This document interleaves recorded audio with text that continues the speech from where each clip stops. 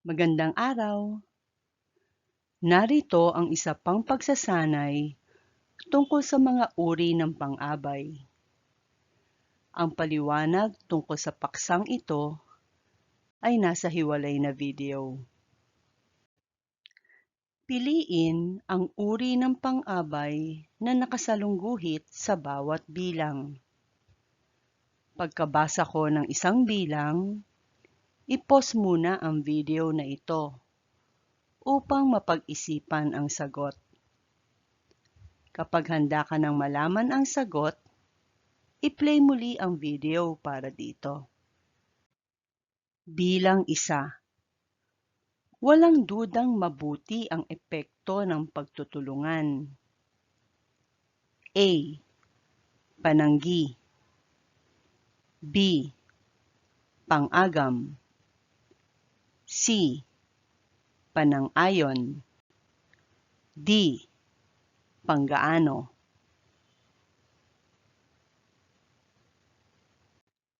Ang sagot ay C.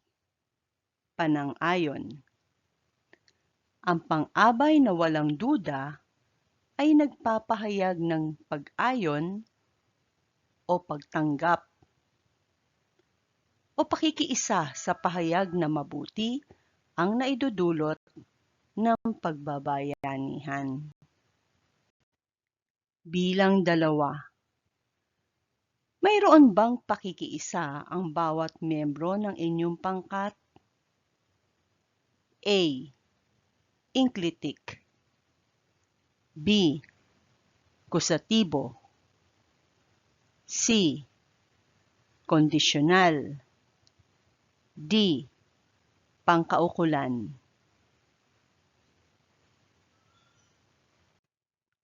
Ang sagot ay A. Inklitik. Ang inklitik ay katagang karaniwang sumusunod sa unang salita ng pangungusap. Isa sa mga kilalang pang-abay na inklitik ay ba. Bilang 3. Baka umaasa lang ang iba sa mga kasamahan nila. A. Pang-agam. B. Panang-ayon. C. Pananggi. D. Benepaktibo.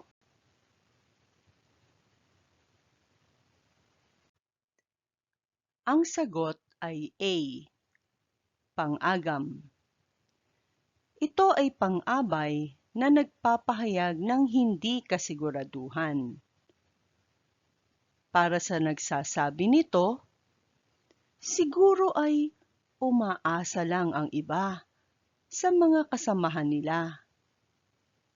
Maaaring umaasa lang sila sa iba, pero maaari din namang hindi. Bilang 4. Magiging matagumpay lamang ang pangkat kapag may pagtutulungan. A. Benepaktibo. B. Kondisyonal. C. Pangkaukulan. D. Pamitagan. Ang sagot ay B. Kondisyonal. Ito ay pang-abay na nagsasaad ng kondisyon upang mangyari ang kilos. Mangyayari lamang ang tagumpay ng grupo kapag may pagtutulungan. Bilang 5. Nakipagtulungan po ako sa mga kapangkat ko. A. Panang-ayon. B. Kusatibo. C. Inklitik. D. Pamitagan.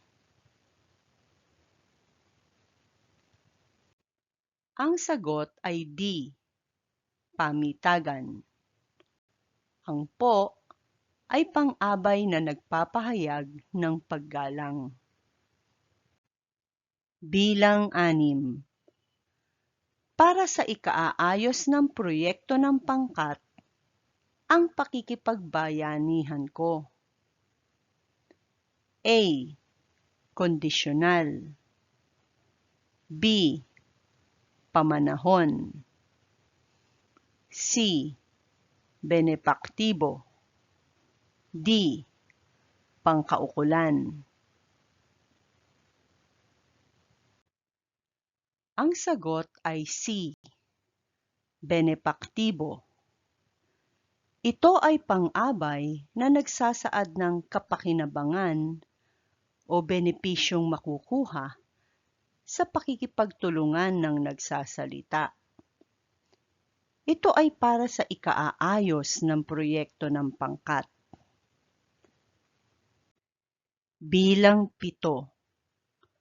Sa Sabado na gaganapin ang paligsahan sa malikhaing pagsulat ng kwento. A. Pamaraan. B. Panlunan. C. Pamanahon. D. Benepaktibo. Ang sagot ay C. Pamanahon.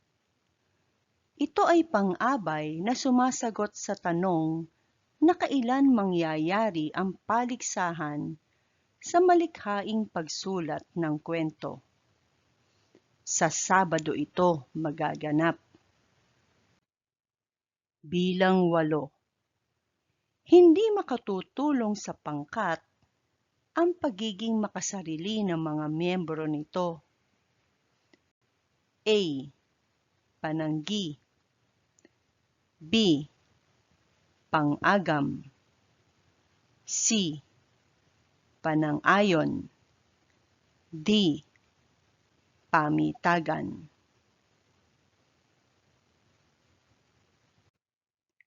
Ang sagot ay A. Pananggi. Ito ay pang-abay na sumasalungat o hindi sumasang-ayon na may mabuting naidudulot ang pagiging makasarili ng mga miyembro ng pangkat. Bilang 9. Ipapaskil sa MS Teams ang mga likha ng mga kalahok sa paligsahan. A. Panggaano. B. Panlunan. C. Pamanahon. D. Kondisyonal. Ang sagot ay B. Panlunan. Ito ay pang-abay na sumasagot sa tanong na saan ipopost o ipapaskil ang mga gawa ng mga kasama sa contest. Ito ay sa MS Teams. Bilang 10. Sapagkat marami ang magagandang kwentong naipasa, pinaplano ng pamunuan ang pagsasama-sama nito sa isang magasin. A. Benepaktibo. B. Kondisyonal. C. Pangkaukulan. D. Kusatibo. Ang sagot ay D. Kusatibo. Ito ay nagsasaad ng dahilan ng kilos. Ang dahilan kung bakit pinaplano ng mga namumuno na pagsamasamahin ang mga kwento sa isang magasin ay sapagkat marami ang magagandang kwentong naipasa. Bilang 11. Malugod na tinanggap ng pangkat ang kanilang gantimpala. A. Pamanahon. B. Panang-ayon. C. Panlunan. D. Pamaraan.